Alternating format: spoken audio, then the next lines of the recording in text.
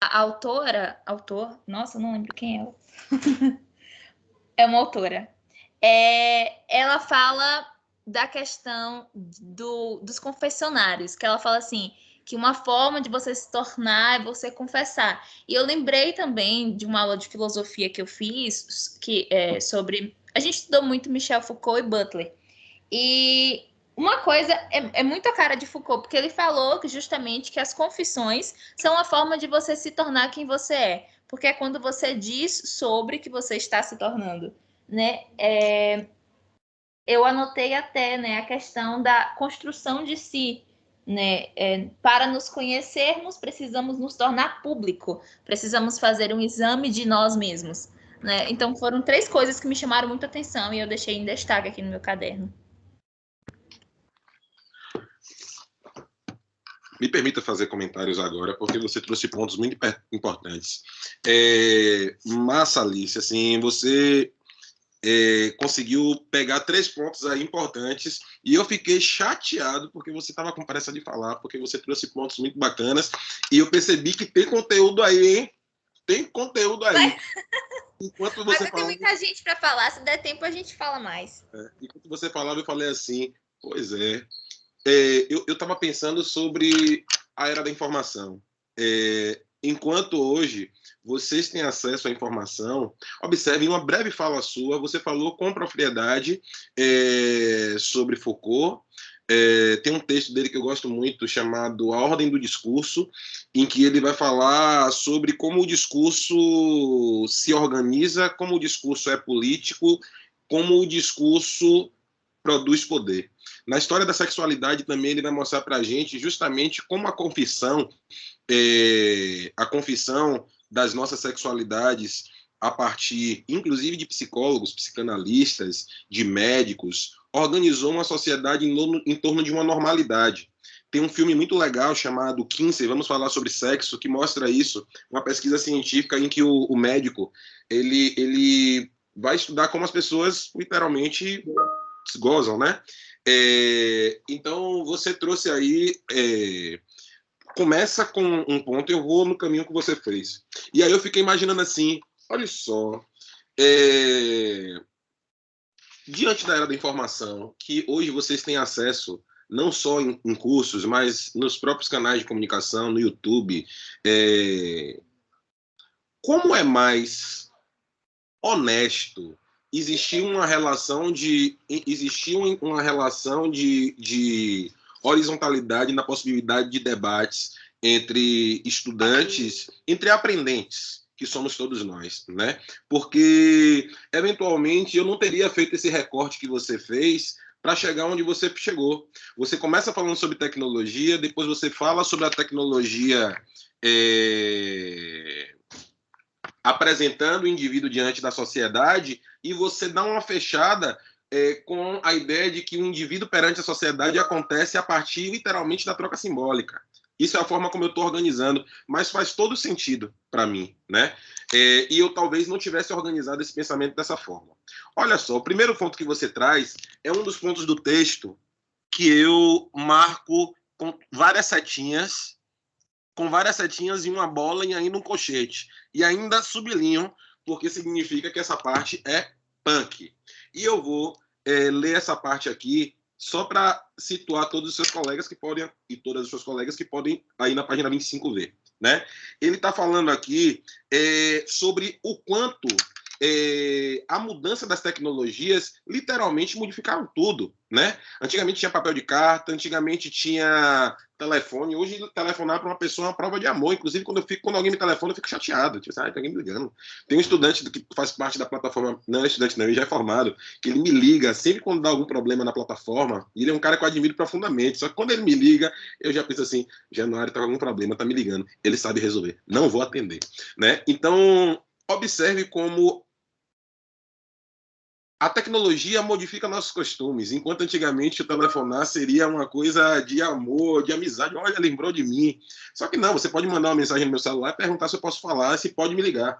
Ontem eu falei com a senhora que fez um convite, inclusive, para uma discussão similar a essa, que vai ser no final do mês, E ela perguntou, posso te ligar? Eu podia que ela me ligasse, mas eu não queria falar com ela.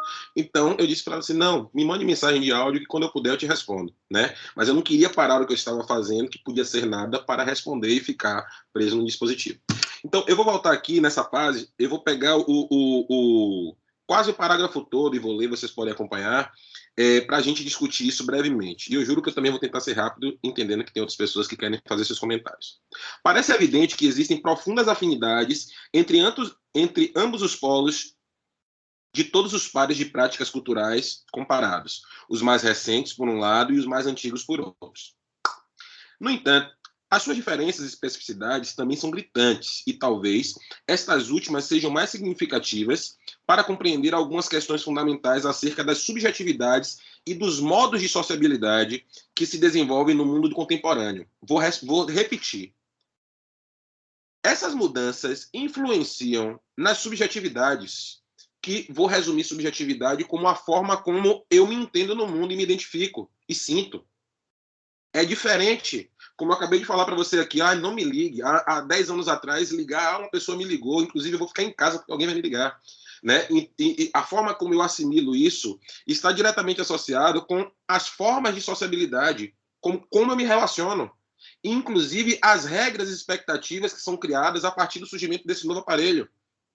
Né? Como eu dei o exemplo do telefone, tipo assim, modo de sociabilidade, telefonar, não é necessário, né? Me incomoda.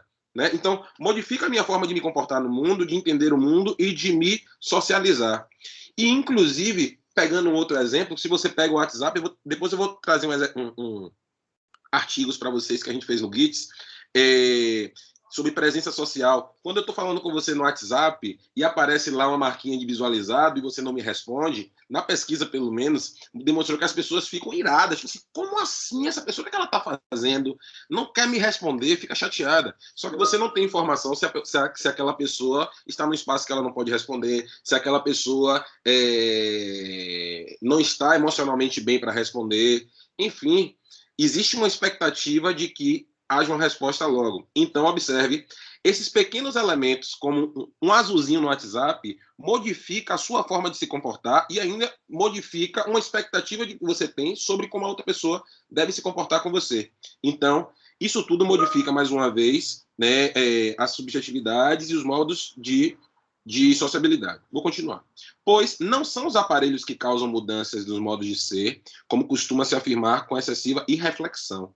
Mas, ao contrário, parece evidente que os artefatos técnicos são resultados de processos históricos bem complexos, que envolvem uma infinidade de fatores socioculturais, políticos e econômicos. Pois é, eu sou, inclusive, uma tecnologia, porque eu sou um corpo que funciona de determinada forma. E, neste momento histórico, a minha forma de lidar com o mundo funciona junto com isso aqui.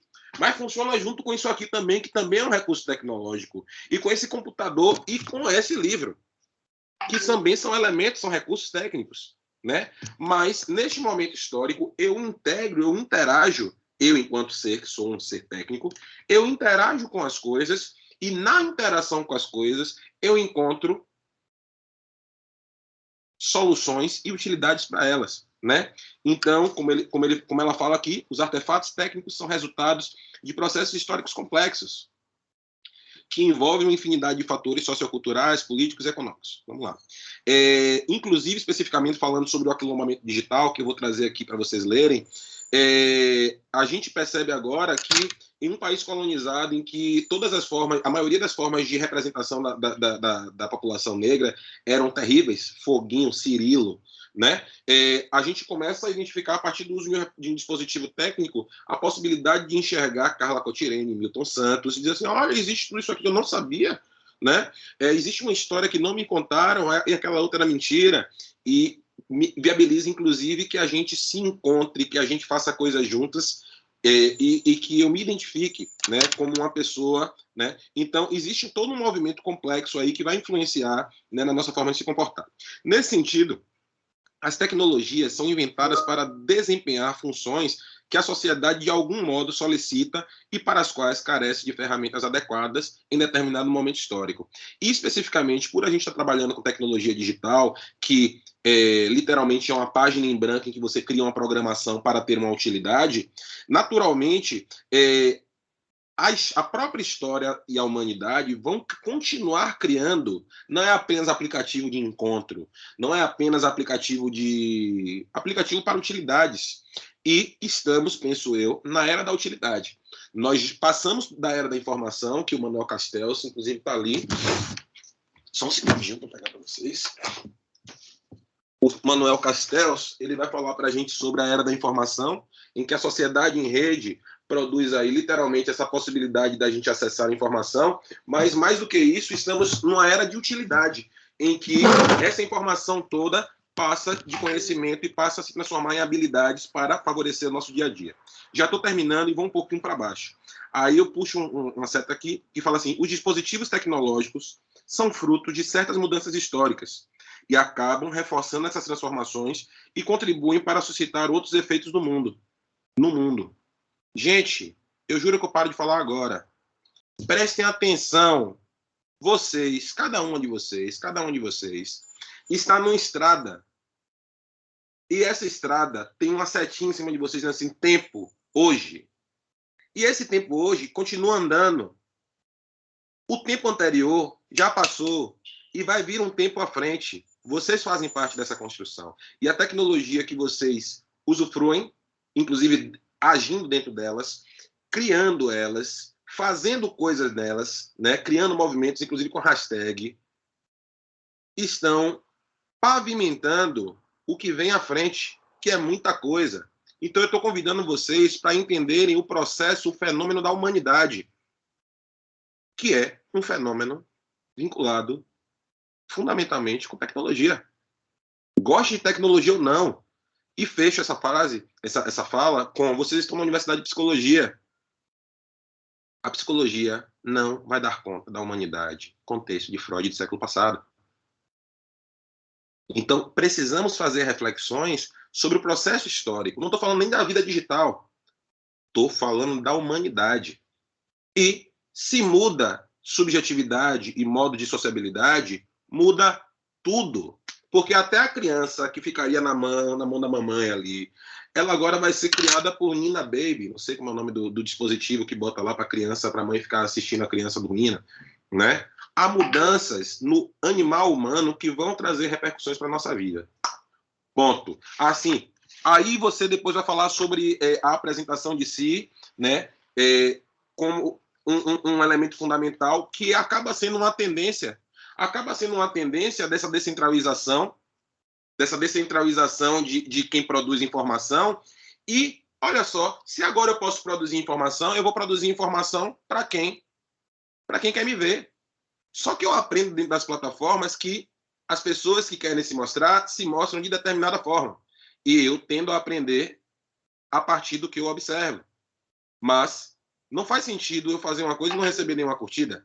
Eu estou me comportando para como eu acho que as pessoas que fazem parte do meu grupo ou do grupo que eu me identifico percebem positivamente aquele tipo de comportamento. Então, esse fenômeno da venda da nossa intimidade e da expropriação do que é privado cria um novo tipo de mercado, que é o mercado de curtida. Thiago York, troco likes. E que produz e faz parte de um tipo de sociabilidade que, por mais que sugira que você fale muito sobre você e seja livre, na real, no final de contas, a partir de vários vetores, está te controlando, seguindo as mesmas instituições de poder que Foucault discutia quando ele falava sobre panóptico, quando ele falava sobre a história da sexualidade, na sugestão do falar, né? Então, se vocês observarem, inclusive por algoritmos, hoje eu estava pesquisando aqui, gente, eu sei todo o mal que ela faz, mas eu decidi que eu vou comprar uma Alexa. Eu vou comprar uma Alexa, vou botar aqui, ó. Já sei até o modelo que eu quero. E todas as nossas informações, inclusive essa que eu estou fazendo aqui agora, está indo para algum lugar que eu não sei quem é que está recebendo. Não como Bonifácio, mas como uma pessoa dessa categoria que pensa dessa forma. E coisas desse tipo ajudaram a eleger ditadores na América inteira, né? Então, é muita onda, velho. É muita coisa que a gente precisa ficar ligado. Ponto, comentários. Se a Alice quiser fazer algum comentário sobre isso que eu falei, só com tréplica para antes de a gente passar para outra pessoa. Mas eu não quero ficar com pressa, não. Acho que a gente pode falar com mais tranquilidade. Ou se alguém quiser comentar essa fala.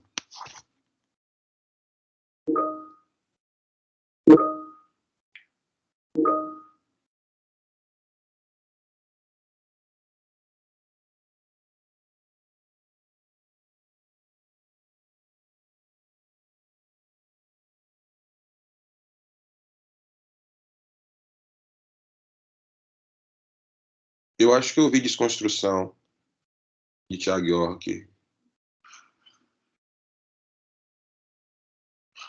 Eu quero falar sobre Juliette. Mas, na verdade, eu quero ouvir sobre Juliette. Mas eu estou lendo aqui vocês, gente. Estou considerando que vocês também estão lendo, tá? Eu acho que a curtida, a presença social virou... A presença social virou produto. Esses rastros digitais que é a presença social... E eu estou tendo uma presença aqui para vocês. A gente vai ter uma aula sobre presença social. Essa presença social é produto. O rastro dessa presença social, que é marcado, o rastro da presença social vira aquilo que é vendido e, portanto, produz mais-valia.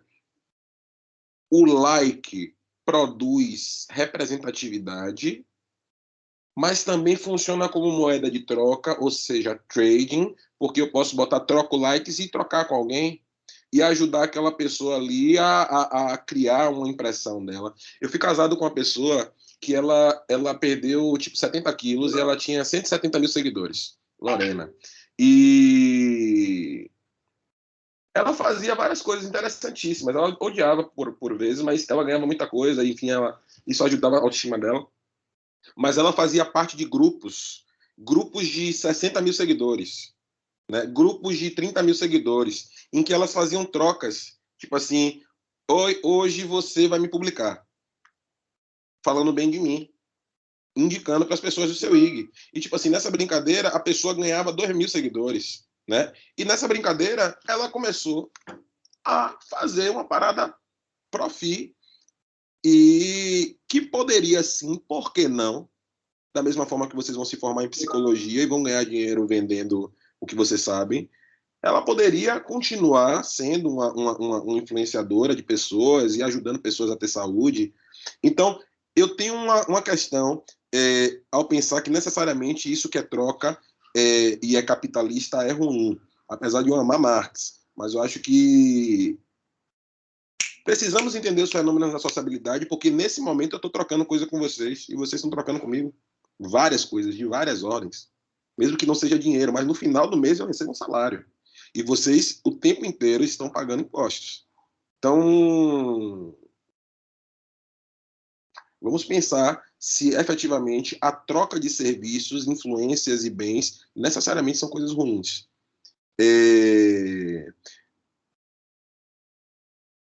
E outra coisa, olha só, eu não sigo Jair Bolsonaro, por exemplo, eu não curtiria. Primeiro que eu não sigo porque não me representa, segundo que eu não curtiria uma coisa desse rapaz.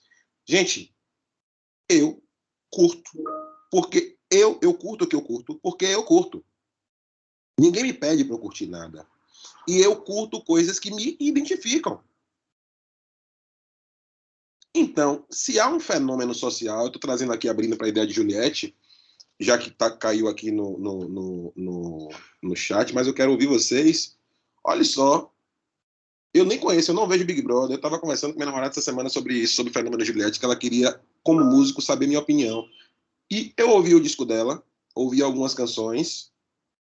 Essa menina foi pro Big Brother, e conheci a história dela, porque eu não vejo TV. Essa menina foi pro Big Brother. Ela é uma mulher nordestina. Então, homens, vocês já não podem fazer comentários nenhum. Mulheres, é bom pensarem sobre os comentários que vocês estão fazendo contra mulheres, né? Mas, tipo assim, é uma mulher que, por acaso, ganhou um programa, e ganhou um programa porque, de alguma forma, as pessoas que levaram até ela ao final do programa se identificam com ela. Então, é verdade. Ela tem alguma habilidade, foi identificada por uma pessoa, que no caso é a Anitta, gravou um disco com músicas que não precisam ser de Gilberto Gil, porque tem coisa muito pior, com valores muito péssimos, que estão ganhando dinheiríssimo aí no Brasil, como Marília Mendonça, com todo respeito, mas que sugerem músicas em que as pessoas devem ter confrontos e serem competitivas afetivamente. E ela grava um disco com letras que são populares, com ritmos que são populares, e ela bomba no mundo. Vou te comentar uma coisa. Eu sou artista. Eu não posso fazer nenhum comentário sobre essa cidadã, porque ela tem resultados muito melhores do que o meu, e ela não pediu para ninguém para dar os resultados a ela. Ela não comprou o resultado dela. As pessoas escutam ela porque, de alguma forma, conectam com ela, se identificam com ela, e ponto. Ponto. Então, tipo assim, certamente, quem bota a Juliette para escutar está colocando Juliette volitivamente, por vontade própria. Eu quero que ela continue mesmo, até para entender, inclusive o contrário do cara da Carol Conká, que foi cancelada, só que depois do cancelamento dela surgiu o contrário, como aconteceu com a menina do texto, que escalda tudo, diz, ó, isso tudo aqui é fake. Aí ela vira uma notícia do mundo. Então, tipo assim, existem coisas nos enredos que não precisam ser boas ou ruins aos olhos da normatividade. Observem estas coisas como fenômenos. E esses fenômenos são fenômenos sociais. São fenômenos que falam como a sociedade reage e como são colocadas em arenas públicas essas temáticas. Estamos falando dentro da sala de aula da Universidade do Estado da Bahia, num curso de psicologia, que só tem gente fantástica, inclusive o primeiro comentário de Alice foi de altíssimo nível, em qualquer universidade do mundo, sobre Juliette. Ponto. Como está sendo aqui, poderia ser em Harvard. Então, faz sentido o que eu estou falando, gente? Quero ouvir vocês, quero parar de falar coisas, porque eu fico me sentindo um maluco. E vocês podem discordar de mim, por favor, porque aí fica até mais legal o discurso. Eu não vou falar nada até vocês falarem, eu vou ficar lendo.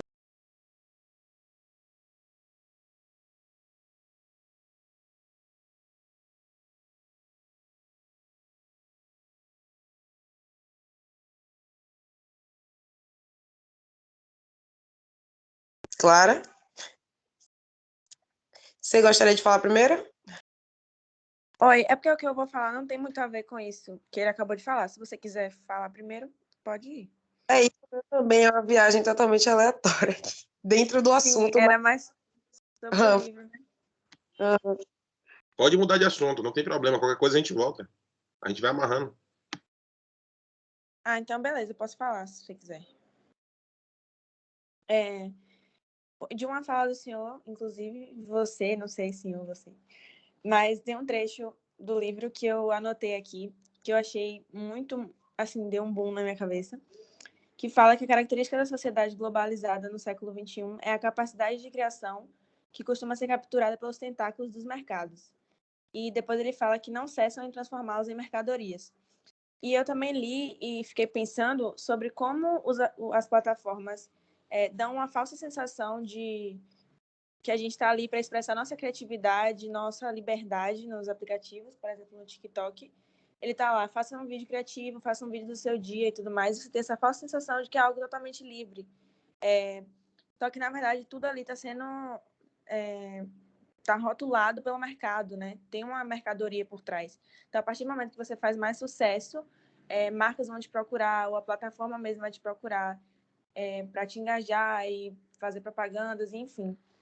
E tem outra parte também do texto que ele fala que a criatividade tem se convertido no combustível de luxo do capitalismo contemporâneo. Então, é basicamente isso.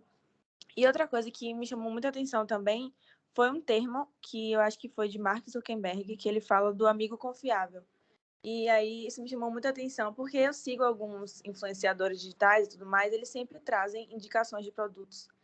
E a gente vê aquilo com tanta naturalidade, eles fazem parecer como se realmente nós fôssemos amigos deles indicando alguma coisa do dia a dia, e a gente entende aquilo como algo realmente verdadeiro, como, na verdade, ele fala até no livro sobre essa palavra do parecer. Pode ser que pareça que é verdadeiro, que pareça que é bom o suficiente, quando, na verdade, você está tendo aquela... sendo influenciado realmente, porque é para isso que os influenciadores estão ali, né? Então, isso me deixou muito, assim, pensativa. Inclusive, quando eu abri o Instagram, que eu passei a ver, eu fiquei me questionando sobre isso. Acho que a gente precisa ter esse olhar mais crítico, né? Na hora de acompanhar essas pessoas.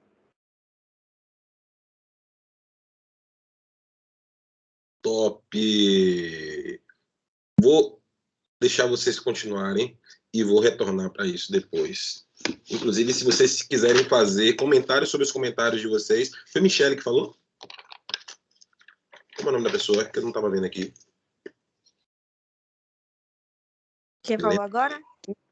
Foi Maria Clara. Foi Maria Clara. Maria Clara. Massa.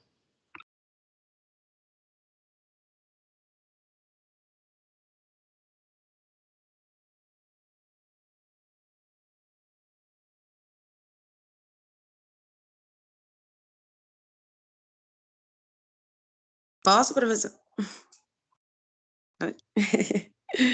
Então, eu li algumas páginas do livro, mas depois eu tinha que fazer outras coisas e pesquisei um vídeo da Paula, né? Paula Sibilia. E eu fiquei, assim, extasiada. Eu queria continuar assistindo, mas tinha aula que ia começar, né? Mas, enfim, tem uma parte que ela fala na palestra que ela diz que agora as fotos são para mostrar e não para ver. E, no caso, ela traz a época que a gente tinha máquinas, né? Máquinas de fotografar. Usava essas máquinas de fotografar em momentos especiais, levava essas máquinas a um casamento, 15 anos de uma prima, e por aí vai, para tirar essas fotos, revelar e escolher a que ficou boa, para guardar só a bonitinha, né, organizadinha, e pronto. E sempre que a gente quisesse relembrar aquele dia que foi importante, chegava lá, revisitava, abria o álbum, juntava a família, se fosse o caso. E agora não, é só para mostrar. Simplesmente mostrar. Não que isso seja ruim, que é legal também compartilhar, não estou dizendo que é ruim. Mas às vezes é meio vazio, e quando não tem, eu já passei por isso, vou ser bem sincera, de compartilhar uma foto, não ter um número de curtidas que eu esperava, ficava na expectativa, e me frustrar. Não chegava a excluir, mas eu ficava num nível de frustração gigante. Meu Deus, mas por que isso, né? Por que a gente fica dessa forma? Enfim, foi muitos estudos e terapia também, né, levando essas questões da gente, né, mais pessoal. E outra coisa que ela falou, que tem intimidade, a intimidade deixa de ser intimidade a partir do momento que a gente se expõe nas redes, né, se coloca no mundo virtual.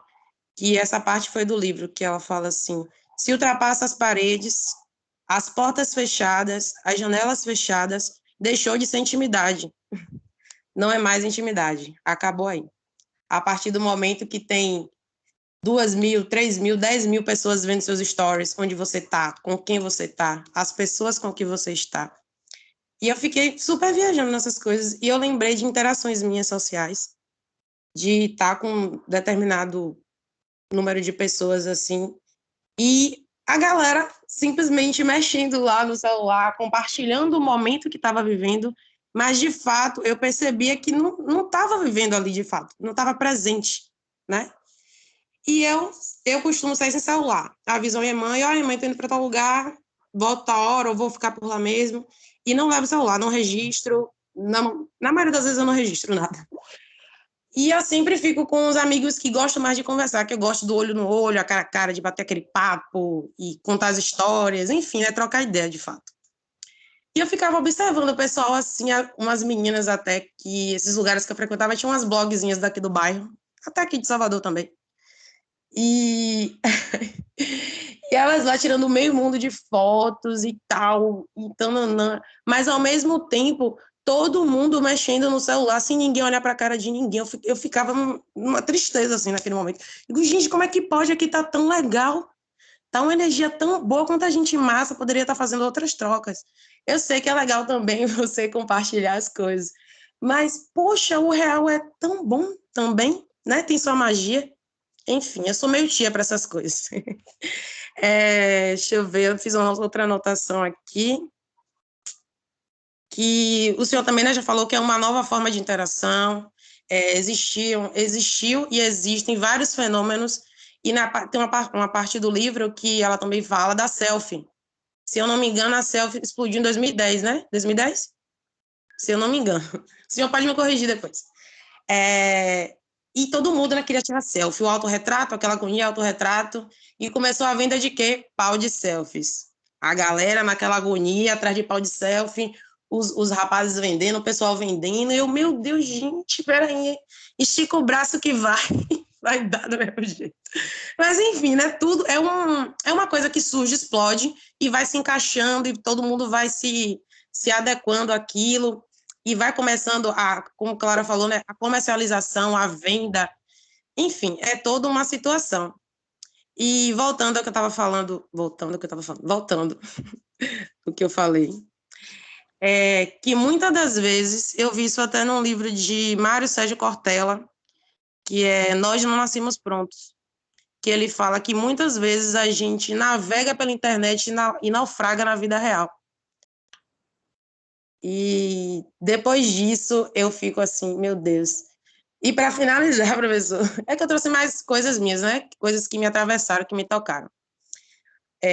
Eu fiquei um tempo afastada das redes, foi bem antes das aulas começarem, enfim, né? Para relaxar, resolver outras coisas da vida, ao invés de ficar muito nas redes. Que a gente perde um tempinho, né? Como o senhor falou também, tem coisas que a gente gosta de consumir, tem coisas que a gente, tipo, os likes, né? As curtidas. Se eu curto aquilo é porque eu gostei, me identifiquei, por que eu não vou curtir, né? Por que eu não vou comentar, compartilhar com amigos, botar para o mundo um pouquinho, não é isso? Aí, enfim, fiquei um tempo afastada. Aí encontrei uma colega na rua, que tinha um tempo da gente se ver. Ela, Isa, você sumiu. Eu falei, enfim, né? Contei as coisas e tal. Ela, você sumiu, você também não tem saído assim, né? Aí eu acho, como é que essa pessoa sabe que eu não tenho saído assim? Aí ela, você não tem postado nada, menina, tem que sair, você tá tão jovem, tem que sair. Mesmo com questão da restrição, né, da pandemia, tem que sair um pouco. Eu digo, gente, eu saio, eu vou para os lugares, só porque eu não faço um story, não posto uma foto. Enfim, eu não estou vivendo. Então, é isso. Foi Você mais não ou menos. estava existindo, você não estava existindo socialmente. Isso, tem essa questão da invisibilidade. Você não existe, você não tá lá, se você não tá postando, tipo, digamos, tem gente que posta foto de ano em ano. Essa pessoa nem usa mais o Instagram, tá lá o quê? Tá as moscas, né? Não tem nada de atualização. E eu acho assim, engraçado, meu Deus, como as coisas mudam, né? Mas foi isso, professor, foi o que me tocou, foi o que chegou para mim, tá bom? É o famoso, se não postou, não viveu, né? É isso, ai, que triste. Mas eu tenho uma pergunta para fazer para você, Isabelle. Você falou sobre muita coisa legal aí. Você falou sobre intimidade, você falou sobre extremidade, que essa intimidade hoje, na real, é isso que vocês acabaram de falar, né? Se você não postou, você não viveu. Se você não viveu, você talvez seja menos interessante. Primeiro, porque você não vive coisas, né? Segundo, você não vive as coisas que o grupo social que você faz parte acham legal. Provavelmente você não será legal, né? Tipo, eu falo na concepção dessas pessoas. E se você não existe socialmente,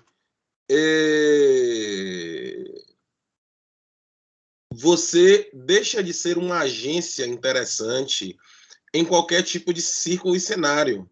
Afinal, você deixou de ser pop. Né? Eu tô perturbando até nessa coisa, mas a minha questão é, hoje, nesse momento em que as regras do jogo, pelo menos no grupo que vocês fazem parte, mais gerais, são essas, o que é que isso fala sobre as relações contemporâneas.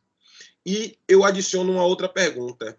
Aquelas pessoas que você tem um nível de intimidade que chama de melhor amiga, funciona sob essa lógica ou tem algum tipo de diferenciação? Faz sentido o que eu perguntei? É uma dúvida Sim. mesmo. Como é que é isso pra vocês? Eu ia falar, Boni, eu ia falar justamente sobre isso, ia comentar um pouco de Belly, sobre como as amizades ela tem mudado, né? O conceito de amizade, o conceito de parceria. Antes a gente falava, meu parceiro, minha parceira. Hoje a gente já entende o conceito de parceria em uma era totalmente influenciada. E eu estava pensando nisso quando o senhor estava falando e quando o Belly também estava falando, que, tipo assim, já aconteceu de um exemplo. Um famoso tem uma amiga famosa, né? E aí acontece uma festa grande e essa amiga famosa ela não posta que foi nessa festa e aí começam as especulações. Nossa, será que elas ainda são amigas? Nossa, será que, né, não foi convidada para a festa? Então as pessoas começam a limitar a amizade naquele coisa de postar, naquela coisa de eu tenho que postar uma foto com a pessoa no aniversário dela para todo mundo entender que eu ainda sou amiga dela. Eu tenho que estar presente, eu tenho que começar a postar fotos na festa para a pessoa entender que eu não só sou amiga dela, mas como eu sou tão íntima que ela me convidou para a festa dela. E a amizade começa a se resumir nisso. E eu fico, meu Deus, já aconteceu isso comigo, de eu não postar que eu estava em uma festa de alguma amiga minha, e pessoas me perguntaram, vocês ainda são amigas? E eu, gente, qual a necessidade de eu ter que postar que eu estou na festa dessa pessoa para comprovar que eu sou amiga dessa pessoa? Em qual linha a palavra amizade, em qual linha o conceito de amizade, de amigo mesmo, tá? Isso é muito terrível, meu Deus.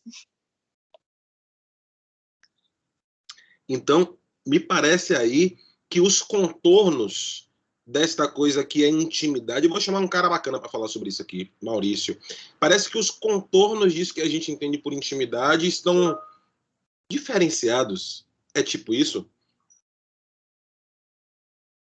Exatamente. E talvez por trás dessas reconfigurações da intimidade também haja reconfigurações no contorno do que a gente entende por espaço público e espaço privado, ou que seja público ou que seja privado. Porque, mais uma vez, eu dei o exemplo de alguém tirar uma foto na rua minha e eu não saber. Nem meu corpo me pertence mais, né? E, sobretudo em tempos de pandemia, em que ficamos dentro de casa, o espaço privado, que seria o espaço... Gente, vocês estão dentro do meu quarto agora, né? E aqui é o melhor lugar na minha casa para eu estar, porque eu estou do lado da minha caixa e eu estou sem a caixinha de som que pifou. O espaço privado, dentro da pandemia, se torna um espaço amplamente público, em que, inclusive por necessidade, nós passamos a compartilhar, né? Por mais que a gente tenha a possibilidade de colocar isso aqui, né? Mas existe um transbordamento dos espaços e, ao mesmo tempo, é óbvio que se você estivesse aqui na minha casa, ninguém estaria no meu quarto, a gente estaria na sala, tomando um café, trocando ideia, né? Porque eu durmo nesse lugar. Então, é um lugar muito íntimo.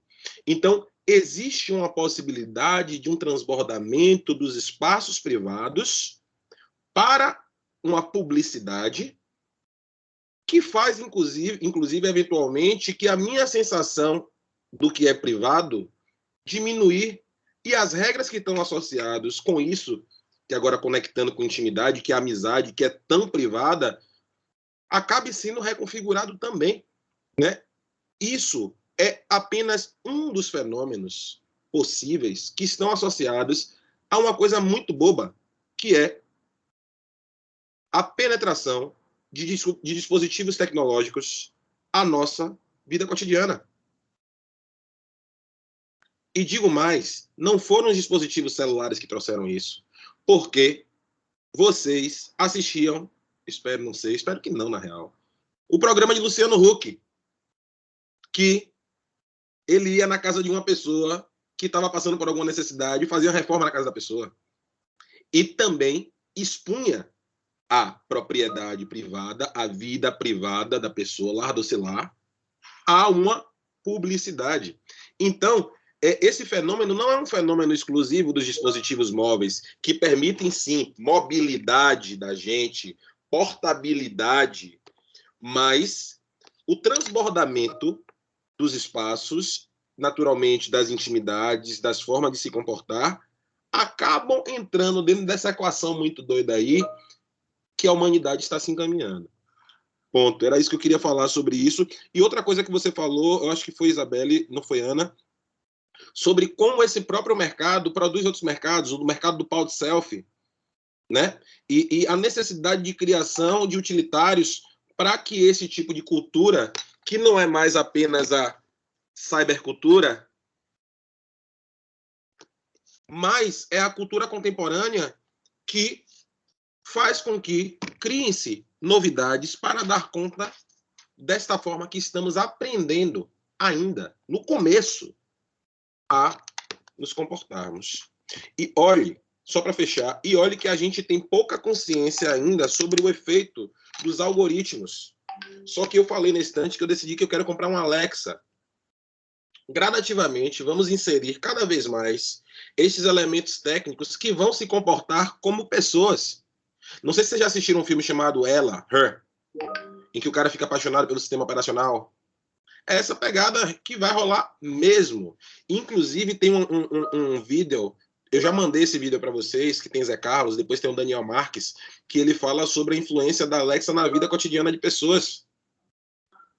Então, galera, vocês vão se apaixonar por sistemas operacionais também, porque inclusive vão ser dóceis, vão falar para vocês o que vocês querem ouvir e não vão causar problemas para vocês, tá? É isso. Ponto. Professor, Oi. eu queria falar um pouquinho sobre o que eu estava pensando sobre a fala de, se eu não me engano, foi Isabelle, que eu estava pensando aqui como que tem, tipo, dois lados, assim, suas vantagens e desvantagens totalmente explícitas, a questão das redes sociais. Eu estava lembrando da aula passada que o senhor comentou de uma foto que você tirou na praia, que o barquinho saiu bem na luz, assim, do sol. Aí você falou que qualquer pessoa hoje em dia pode, tipo, se auto-intitular como um fotógrafo e tudo mais. E eu pensei, tipo, como hoje em dia é muito mais fácil de uma pessoa divulgar um trabalho através das redes. Eu, por exemplo, eu gosto muito de tocar também.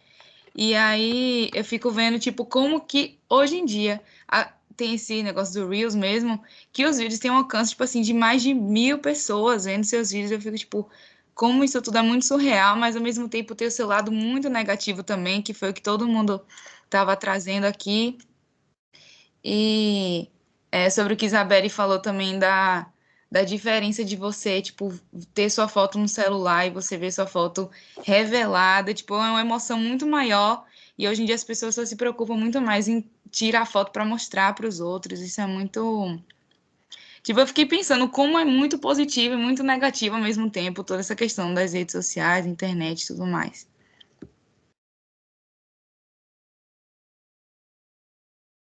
A minha pergunta é: o que nós estamos vendendo de nós quando a gente aperta o botão de OK?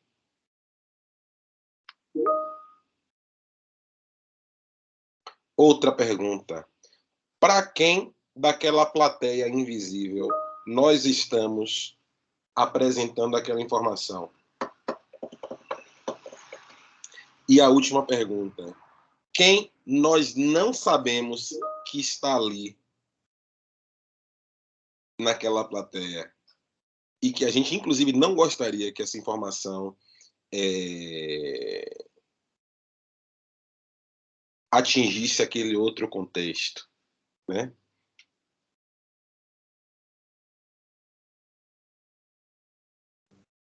É bem complexo isso.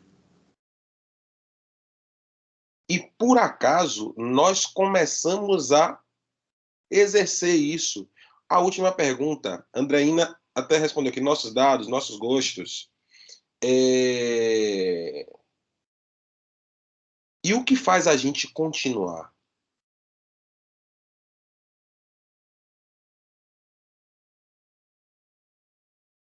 Professor, me Porque faz meio um que foi a nossa realidade de... Oh, pode falar. Não, pode falar, foi mal.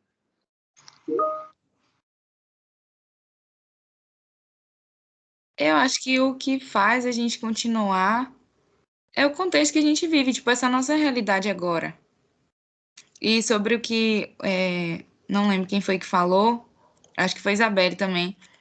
Se você não, tipo assim, não necessariamente você tem que se incluir, fazer exatamente tudo que as pessoas fazem, porque a gente não é, né, não deve ser levado por essa massa, né? Mas eu fico pensando que, tipo, como essa nossa. É o contexto que a gente está inserido agora, a gente meio que. Eu não tô sabendo me expressar direito, mas acho que. Continue que tá bom. Tá sim, venha.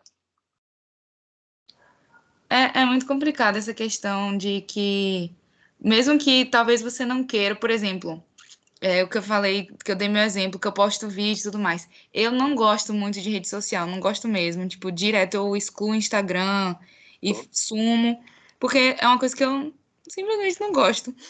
Só que eu também tenho muito interesse em divulgar meus vídeos. Uhum. E aí eu fico nessa coisa assim, tipo, como que eu vou divulgar se eu não gosto, mas, sabe? E é um meio que a gente tem de conseguir alcançar o que a gente quer, de expor nossos trabalhos, expor, de repente, sua arte, enfim, então é mais ou menos isso.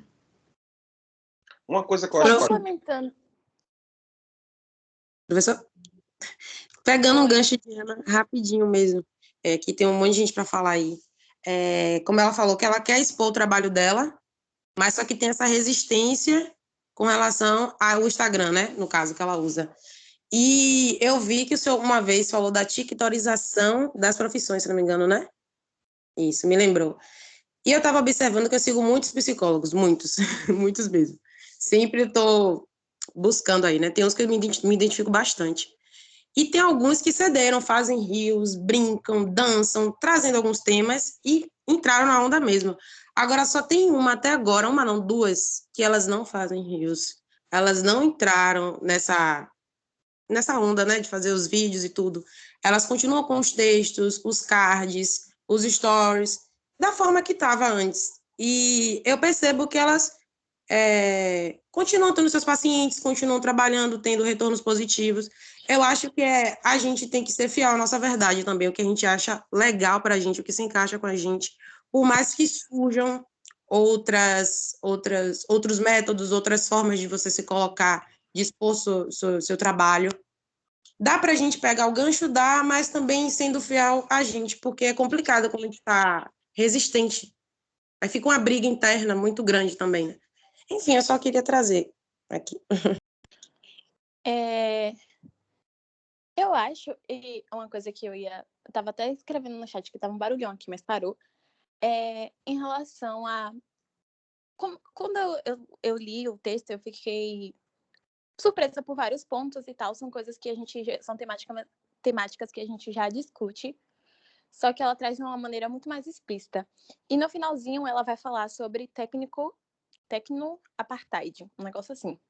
E, na verdade, eu não me prendi à discussão que ela trouxe sobre o tecno-apartheid, que é as pessoas que se tornam ultrapassadas, mas eu fiquei pensando sobre como essa construção do eu, que a gente está vendo, essa modificação da construção do eu, da pessoa se expor, da pessoa não se preocupar com sua privacidade, com a pessoa viver nesse mundo, se tornou, ou irá se tornar, talvez mais concretamente, digamos, na sociedade do meu sobrinho, que tem 2 anos, então ele já vai crescer dentro desse mundo, um fato social, tá ligado? A gente estava estudando sobre Durkheim, e isso me veio à cabeça. E como, tipo assim, eu pensei no tecno-apartheid em relação ao fato de, se eu, Lara, decido não meio que fazer parte dessa nova sociedade que está se construindo, que está se moldando, eu passo a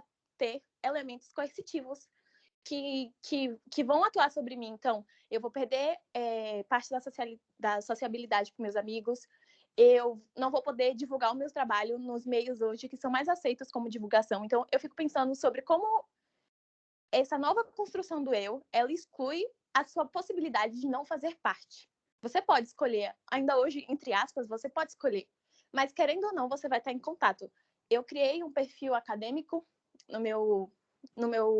através do meu e-mail no Google, e aí ele é conectado com o YouTube. E eu me prendi a não entrar em vídeos que não tenham a ver com a faculdade no YouTube, porque sempre acontece o quê? Eu coloco lá, aí daqui a pouco aparece nos relacionados um vídeo, e aí eu acabo clicando e me desvivenciando do assunto. Aí eu falei, não vou clicar. E os vídeos aparecem para mim.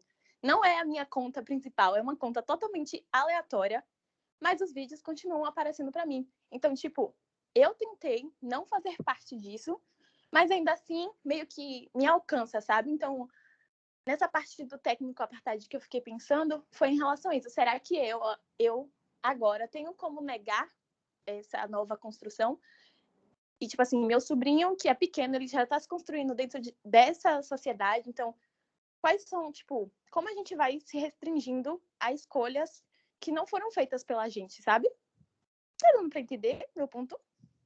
Eu falei de muitas coisas, não sei se ficou claro. Top. Deixa eu fazer um comentário disso que você fala. Eu entendo, na verdade, você está trazendo uma discussão até um pouco mais abrangente. Eu tenho um exemplo para te dar sobre isso, de que eu exerci, e foi uma coisa interessante, assim. E eu tenho algumas dicas para te dar, para você e para quem é artista, apesar de eu não ser ninguém para dar dica para ninguém, porque o lançamento dos meus trabalhos artísticos não funcionaram como eu queria que funcionasse, mesmo utilizando todo esse recurso. Primeira parte. Tecnoapartheid, eu entendo sobre como as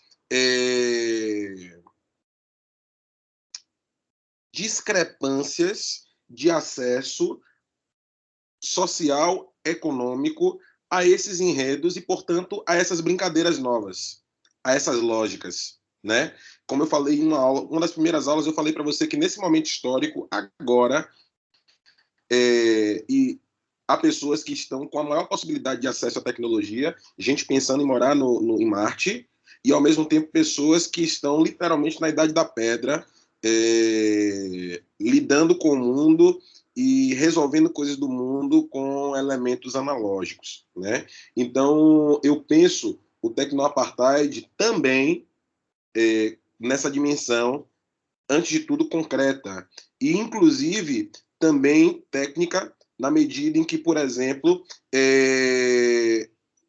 as inteligências de face construídas por alguns conglomerados têm menor habilidade para reconhecer rostos negros, rostos trans, né?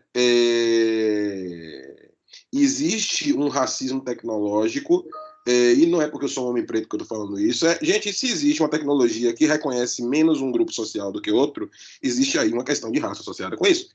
Existe algum tipo de malefício em relação a esse grupo. O Tarcísio Santos vai vir aqui falar, ele é um cara nível mundo, ele já acertou que vem falar com a gente sobre essa questão. Então, existe aí um conjunto de peculiaridades que vão influenciar, né, no usufruimento de tecnologia e, portanto, utilização dessa tecnologia para a nossa vida. Tá?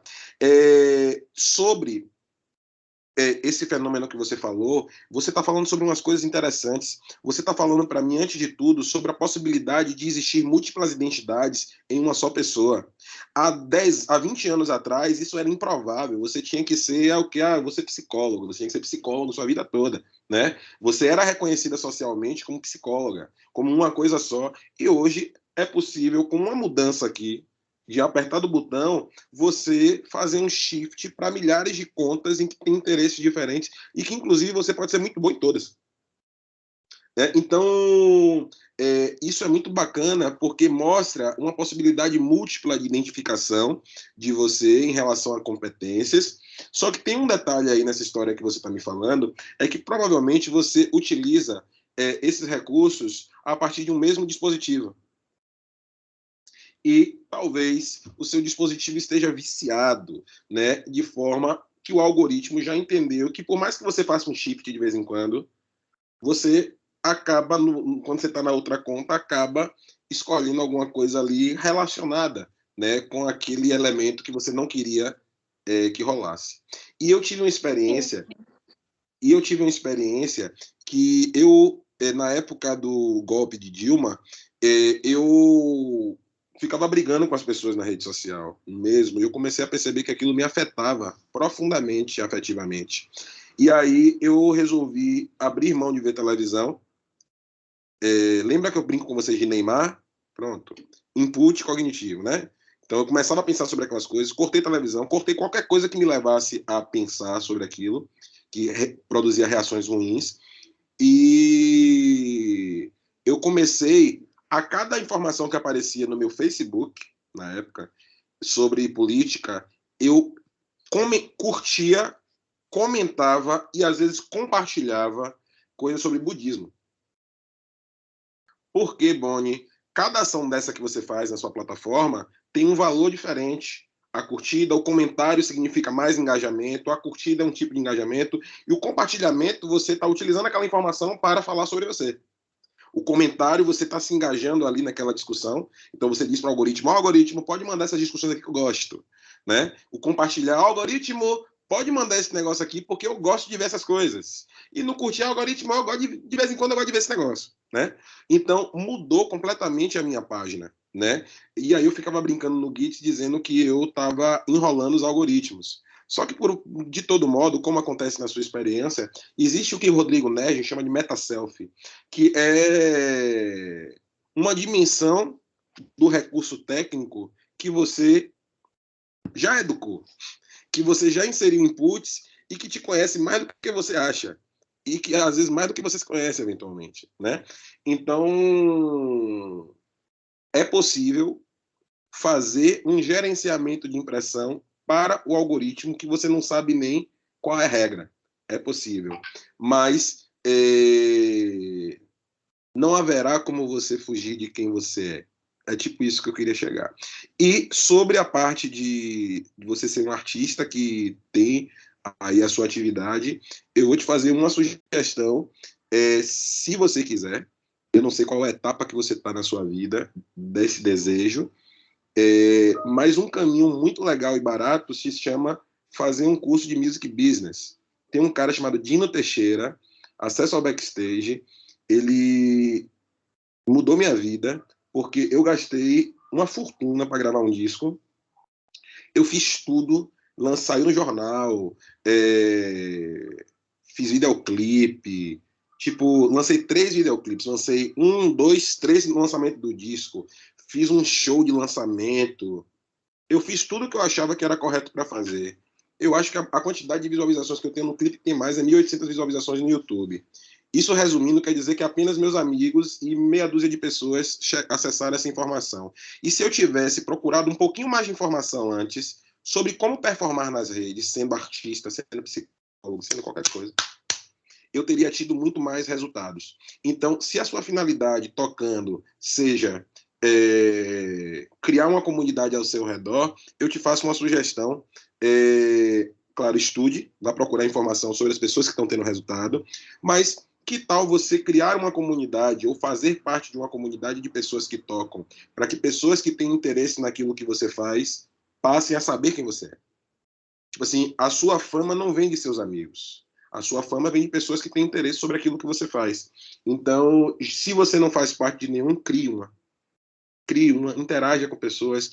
Hoje, uma menina que eu não conheço pessoalmente, a gente se conhece de grupo, de mesmo grupo, ela falou que, velho, você vai no show de não sei quemzinho, vá pra gente trocar ideia, pra gente compor uma música. Ótimo. É assim que as coisas acontecem. Você formar comunidades e começar a trocar. Eventualmente você vai gravar com alguém, ou então eventualmente você vai fazer uma live com uma pessoa sobre um assunto que você gosta, ampliando aí, não só para arte. Mas você também pode ter o interesse de exclusivamente mostrar para sua família que é genuíno e está ótimo. Né? Ou pode não se sentir preparada ainda para mostrar alguma coisa mais refinada. Então, sugestão de brother, hoje existe tudo na internet. O caminho para fazer qualquer coisa que você queira é se profissionalizar. E se profissionalizando, né, Mary Jane? E se profissionaliza como? Se profissionaliza vendo quem são as pessoas que estão tendo resultado. Bruno Mars, eu juro que eu paro de falar nisso, eu comecei a falar do que eu gosto, dá nisso. Bruno Mars, observe, eu tenho desejos de Bonifácio mesmo, meu sonho é ser um artista reconhecido, viver de música, né? E o que é que eu faço?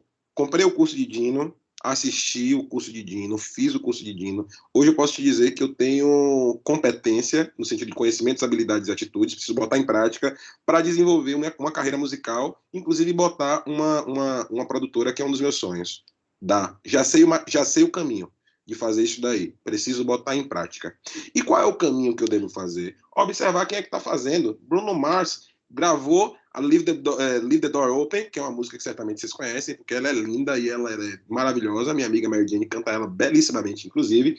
E ele lançou Leave the Doors Open com um clipe no estúdio, simples.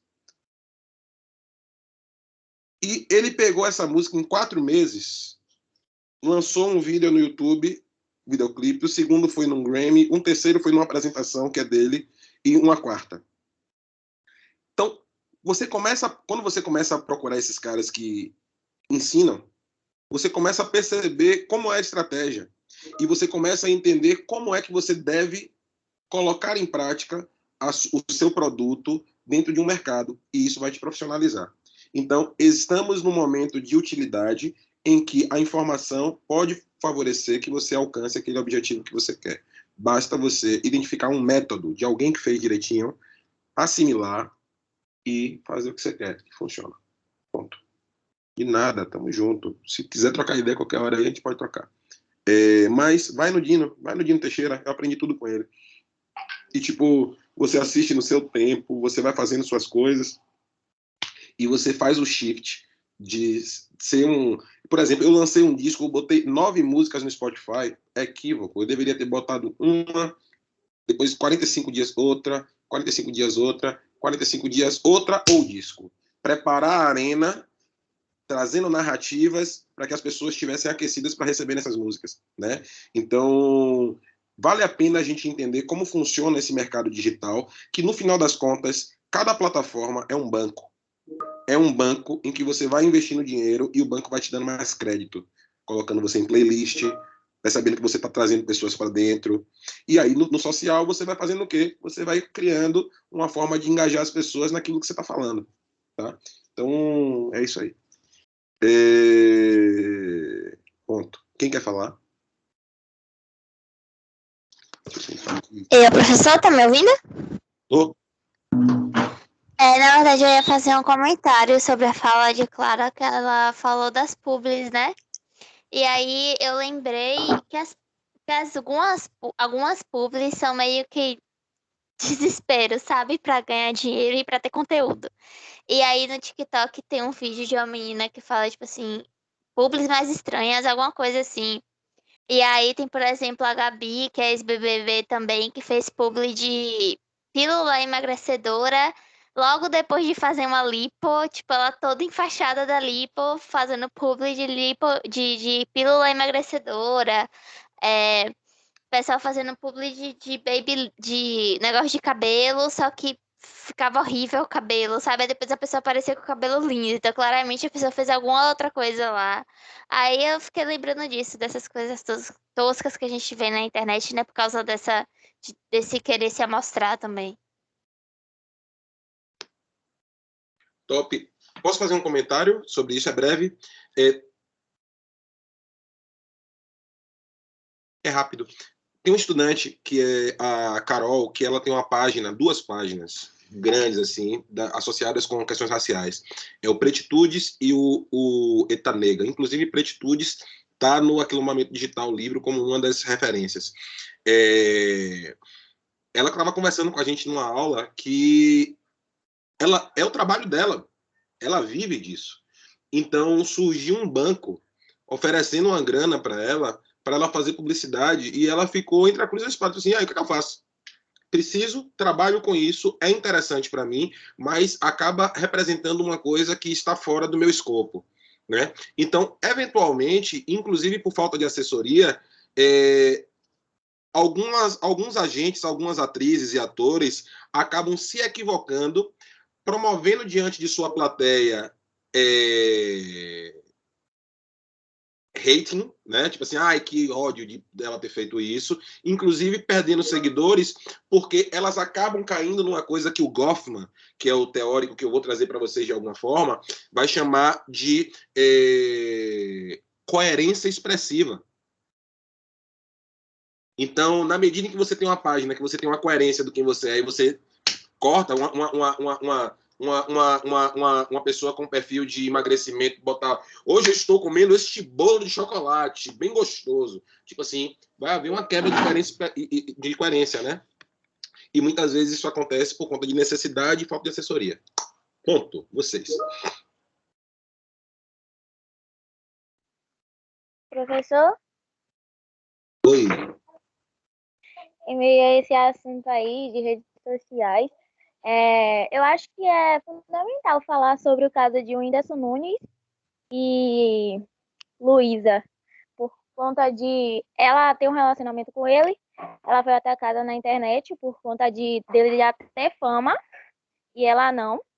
Aí o povo fala que ela subiu, tipo assim, aproveitou o momento dele para ser reconhecida também. Logo que ela foi reconhecida, ela terminou o relacionamento com ele. Sendo que eu soube que ele que terminou com ela, mas enfim, dessa história só eles dois mesmos sabem. Agora eles tiveram um relacionamento, inclusive a namorada dele, a ex agora, né? Ela perdeu um filho, separou os dois. E com o Vitão também separou os dois.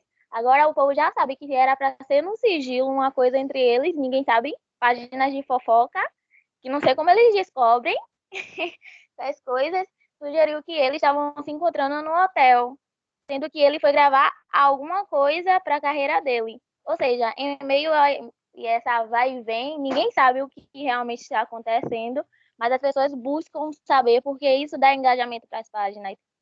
E aí é um caso muito interessante. Ela, inclusive, aproveitou tudo isso que está acontecendo para fazer músicas com letras dos xingamentos que as pessoas xingam ela nas redes sociais. Eu achei muito interessante. E teve gente que não enxergava, não tinha esse ponto de vista da vida dela, porque as pessoas só fazem julgar. E, tipo, eu fiquei com maior pena quando eu escutei, passei a escutar essas músicas.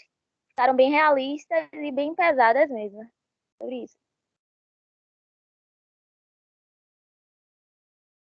Sabe o que é que eu fico pensando? Tipo assim, eu não conheço nada disso que você está me falando, porque eu não consumo essa cultura, que não significa que é boa ou ruim. Eu não consumo mesmo.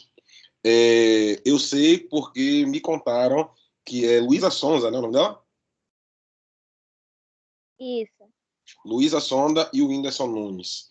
E que tem um cara chamado Vitão. Eu descobri esse Vitão, que já é um cara que faz sucesso. Eu descobri esse Vitão tocando uma música de Racionais MCs, parecendo Jorge Vecilo. Eu achei horrível, né? Mas observe, efetivamente, de uma forma descritiva, você está me falando sobre um assunto que está na arena pública e que, inclusive, você consome. E que chegou até você, mesmo sem você nunca ter visto na sua vida e conversado com Luísa Sonza, e certamente você já conversou isso com alguém, isso te interessa de alguma forma e faz você se tornar uma pessoa que pode ter opinião sobre isso. Aonde eu quero chegar? Efetivamente, as arenas públicas, como a novela que você assiste, te insere em grupos sociais que te permitem ter opinião sobre um assunto e, portanto, lhe permitem poder falar sobre um assunto que socialmente te insere em um grupo. Seja esse grupo a Luísa Sonza e o bichinho, o rapaz lá, Tirulipa, né? Que eu sei que não é Tirulipa, eu tô falando de sacanagem. O Whindersson Nunes. Que Tirulipa também é outro que, enfim. Vamos lá. Eu vou fazer essa comparação do que eu fiz agora, pegando esse exemplo que você está falando, com um exemplo de que aconteceu comigo, fora do online, no Rio Vermelho. Só vou tentar mostrar para vocês que são situações bem similares. Eu estava no Rio Vermelho, tomando uma cerveja com um amigo meu, e dois profissionais que certamente trabalham muito para ganhar o que ganham. Um é o garçom do barzinho ali da Dinha, e o outro um vendedor de amendoim. O vendedor de amendoim chegou assim, ai, meu Bahia, deu-lhe no seu, sacaneando um no outro. Desculpa falar dessa forma. E aí o outro respondeu de uma outra forma, reagiu. Provavelmente, eles dois não são nem amigos. Provavelmente, eles se conhecem dali da pracinha do Rio Vermelho. Mas, diante da falta de acesso deles dois a outros tipos de diálogos, eles socialmente usufruíram de uma temática da arena social, que é um time de futebol, que é gratuito. É gratuito você torcer para um time de futebol. E utilizaram aquela temática como uma temática que permite que eles dialoguem, inclusive compitam. Né? Então, mais importante naquele diálogo não era nem o que o Bahia fez, era, e eventualmente não a rivalidade, era a possibilidade daquelas duas pessoas promoverem um diálogo a partir de alguma coisa que coloca elas dentro de um enredo em que elas podem debater. Então, muitas vezes, aí pegando o caso da Luísa, esse caso de vocês, às vezes, Luísa Sonda e o Whindersson Nunes são brothers. E sabem, e eles eventualmente mesmo, eu estou viajando, deixam vazar ou contam para alguém que sabe que vai vazar aquela informação que já foi pensada estrategicamente há um tempão, inclusive vai resultar num disco, que vai gerar algum tipo de benefício, algum tipo de burburinho, que inclusive vai fazer você sentir um afeto, como você falou aqui, que sentiu, ficou com pena dela. Então observe, fechando, no final das contas, esses enredos, essas narrativas servem, funcionam para que dentro da aula da universidade, vocês estão na universidade, que é o NEB, que poderia ser Harvard, não tem nada diferente. Estamos discutindo um assunto de alto nível a partir de fatos sociais, trazendo a partir de uma discussão de um texto de alto nível. Estamos discutindo dentro da universidade, que poderia ser Harvard, sobre essas pessoas, e essas pessoas nem sabem quem nós somos. Por mais que tenha sido um equívoco, deu certo. E pior, você não sabe se foi uma estratégia. Você não sabe se isso que fizeram você sentir foi completamente desenhado. Sabe por que eu falo isso? E aí falando para a Lara que gosta de música, porque depois que eu aprendi com Dino, eu desenharia. Uma das coisas fundamentais para a formação de uma figura é criar algum tipo de controvérsia. Porque da mesma forma que você está performando para seu público, os haters existem. E os haters ajudam o seu público a defender vocês e ter um motivo para se posicionarem diante de outras pessoas. Então, não sabemos, como fala no texto, não sabemos a quem estamos servindo.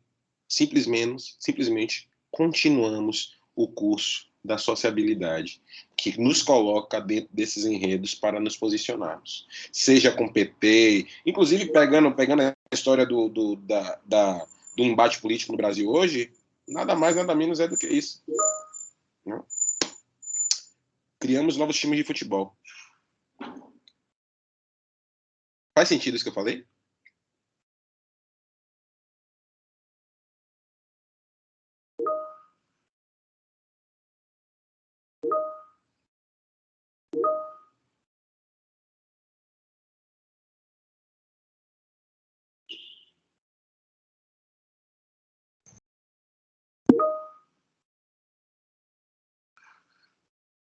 Pois é. Então, é preciso estar atento e forte. Professor? Lendo o livro, quando a autora traz sobre essa parte do... Ela fala sobre isso que o senhor acabou de falar, agora eu esqueci como falar as coisas. Eu lembrei de uma estratégia que é usada em alguns filmes da Marvel e da DC, que são os grandes filmes de heróis e de quadrinhos, que muitas vezes eles deixam vazar, bem entre aspas, esse deixam vazar, através de funcionários, alguns trechos do filme, de trailers, ou então a imagem dos... Ai, meu Deus. Tô por aqui? Isso, a imagem de Tom Holland, por exemplo, para promover o filme. Ai, meu Deus. Rafaela, nesse livro aqui... Eu tive um pequeno surto aqui, achando que a internet tinha caído. Vocês estão ouvindo? Tô. Seu cachorrinho tá... Pronto. Deixa eu desligar. Não, pode falar. Olha só, nesse livro aqui, A Cultura da Convergência, ele vai falar justamente... Deixa eu ler aqui para você. Ah, é muito grande. Vou ler rapidinho. O mundo da comunicação mudou radicalmente nos últimos anos. Sabe-se que o fenômeno Matrix se fez apenas por conta dos filmes, mas por seu conceito único que navegou por quadrinhos online, games e animação antes de retornar às suas continuações cinematográficas. É fato que reality shows como Survival e seriados de televisão de interesse mundial como Lost e Heroes cada vez mais promovem a interatividade com seu público. Tudo porque a audiência não se vê mais no papel de simples espectadora de eventos sobre os quais não possui qualquer controle. O marketing contemporâneo não busca mais somente marcas que identifiquem seus produtos. Respondendo ao atual ambiente da mídia, a publicidade tem que criar experiências de envolvimento, de participação e de interação para cativar consumidores. Os fãs se cansaram de esperar que as grandes companhias definissem o destino de seus personagens e franquias favoritos, iniciando a produção de suas próprias histórias alternativas baseadas em sucessos como Guerra nas Estrelas, Jornada das Estrelas, Harry Potter, etc. Além disso, em todo lugar parece haver um Big Brother. Os conceitos tradicionais de privacidade estão ruindo, mas com o desenvolvimento de celulares com câmeras e gravadores digitais portáteis de alta capacidade, cada um de nós pode ser o responsável por conta disso tudo. É necessário compreender este mundo sob uma ótica convergente, na qual as velhas e novas mídias parecem entrar em total rota de colisão. É o que propõe o Henry Jenkins, referência mundial no estudo sobre mídia, papapá. Então, nesse livro aqui, ele vai falar exatamente sobre isso que você falou, em um capítulo que ele vai falar sobre o Survivor, em como o próprio programa começou a criar uma espécie de observatório dos fãs para gerar os resultados finais e como o próprio programa começou a inserir pessoas para criarem expectativas, né, no público. Por exemplo, porque, vem cá, se eu sou do programa Survivor, e tem na internet um fórum em que pessoas comuns,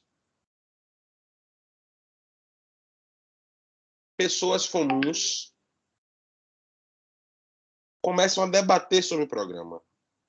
Inclusive pessoas anônimas, que só são conhecidas pelo nickname. Eu posso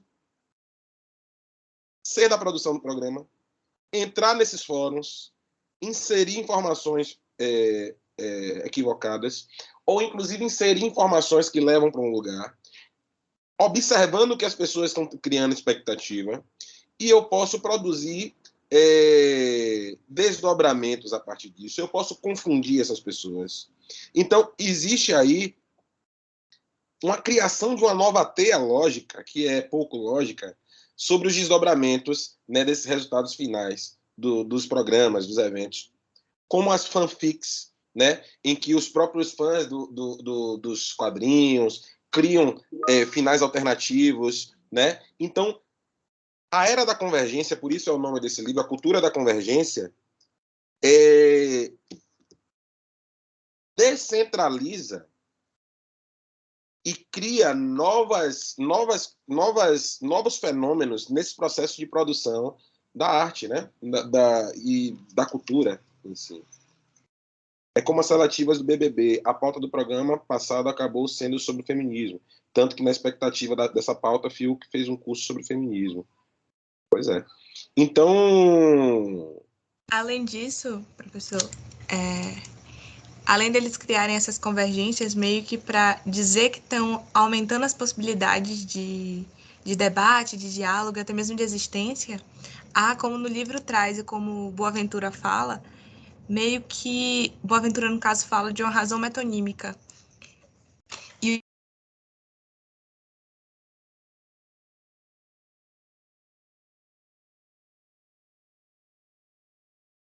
a única forma, Caio, você pega uma única forma de existência, transforma ela como única, e aí você tem que pautar todas as existências. Ai, meu Deus, qual foi a última coisa que vocês ouviram? Que eu engatei aqui. Calma, Boaventura fala sobre a razão metonímica, e a razão metonímica diz que a gente pega uma única forma de existência e traduz como universal. E é mais ou menos isso que o livro traz também, só com outro nome, e agora eu não estou lembrando o nome. Então, ao mesmo tempo que as mídias e a cultura de massa tenta pegar essas formas que, entre aspas, escapam, elas usam essas formas como uma maneira de manutenção, de dizer, não, tudo bem você mudar, mas só um pouquinho, só até a página 2. Ou então, tipo, você vai mudar, você muda pelo menos o corte de cabelo, mas o resto continua. Acho que deu para entender?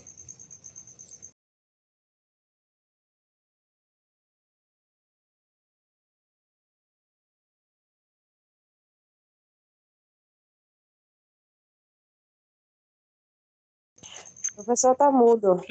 Ia falar agora.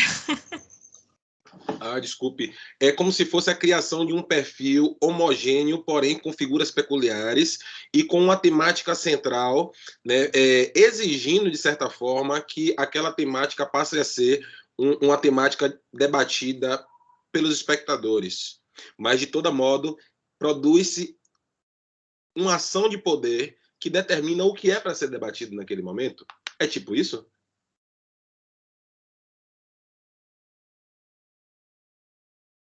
Isso. É nesse caminho, é nessa esteira. Muito doido. E no final das contas, quem é que determina o que vai ser debatido?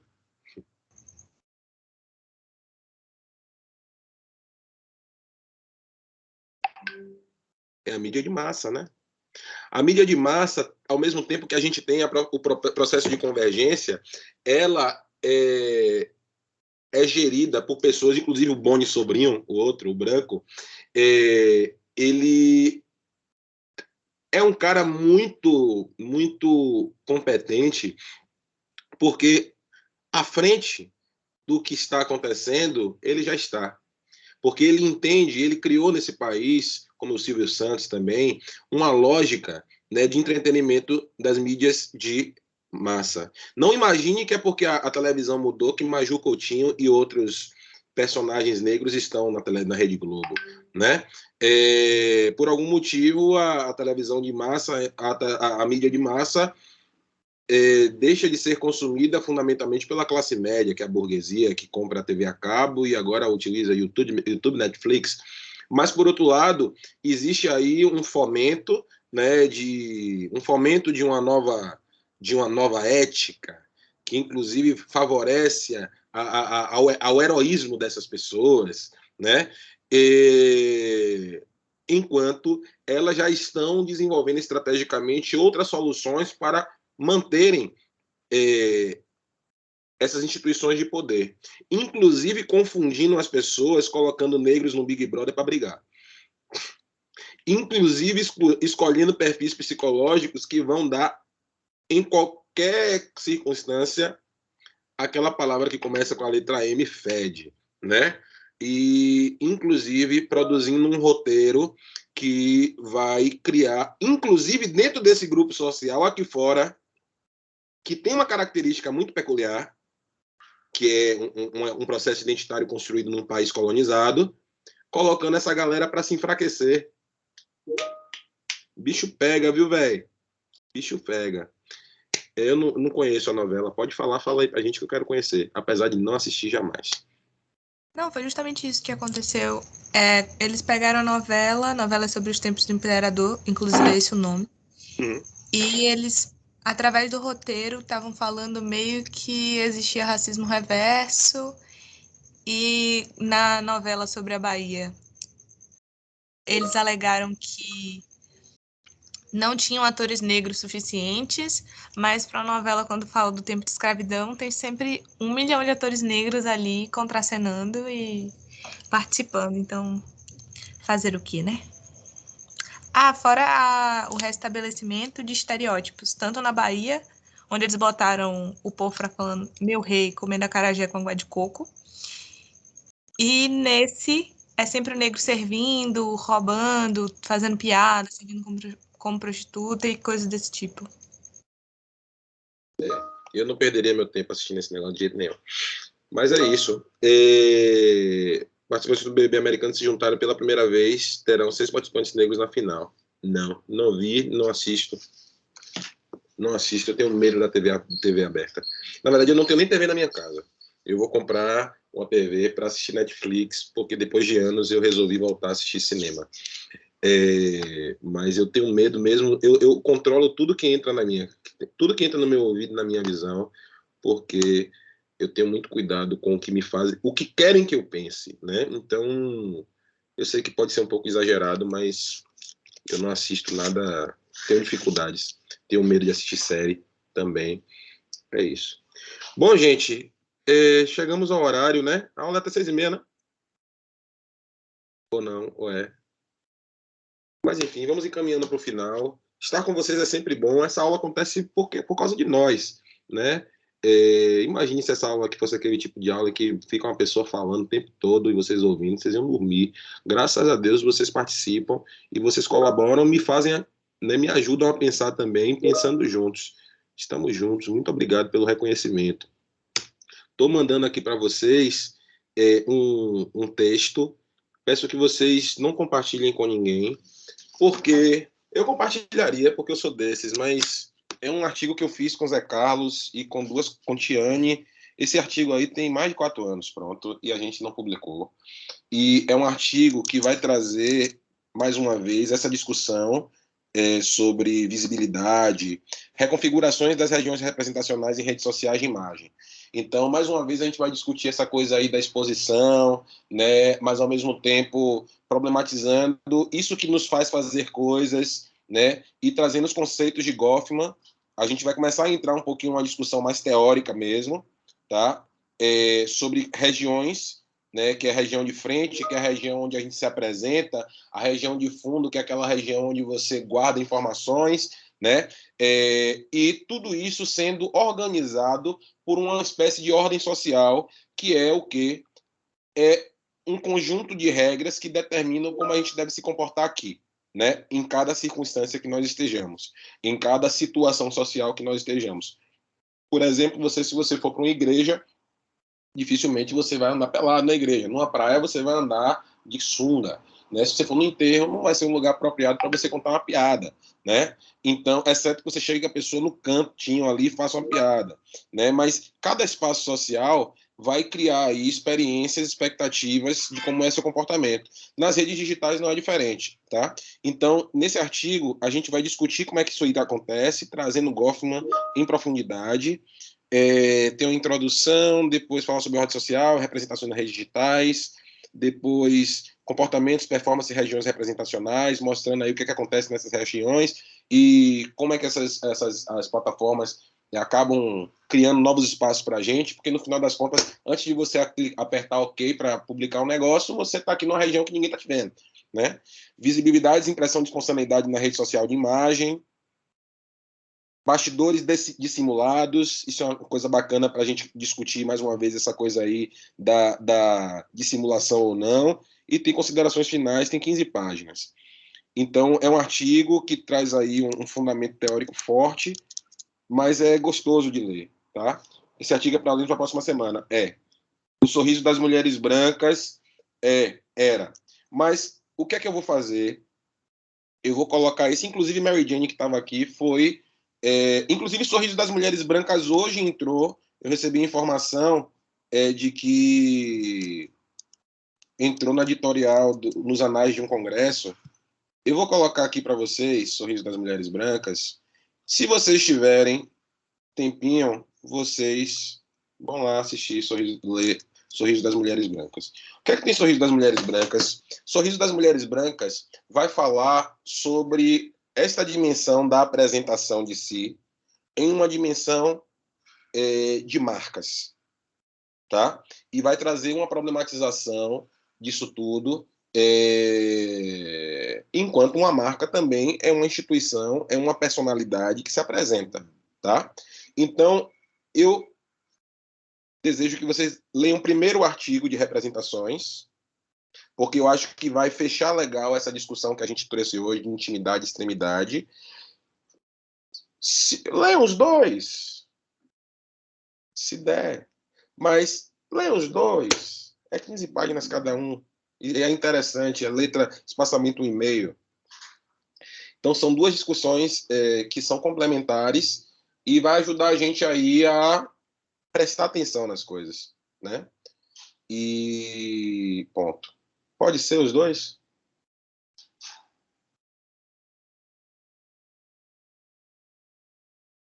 Eu sei que vocês têm muita coisa para ler durante a semana.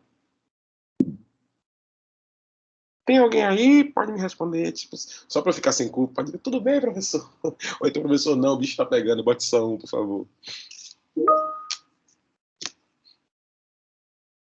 Que é na base da sinceridade.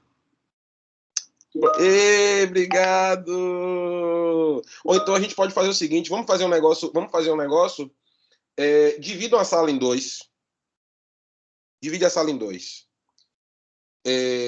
Um grupo fica responsável pela primeira parte da aula em trazer um debate abrangente sobre o primeiro artigo.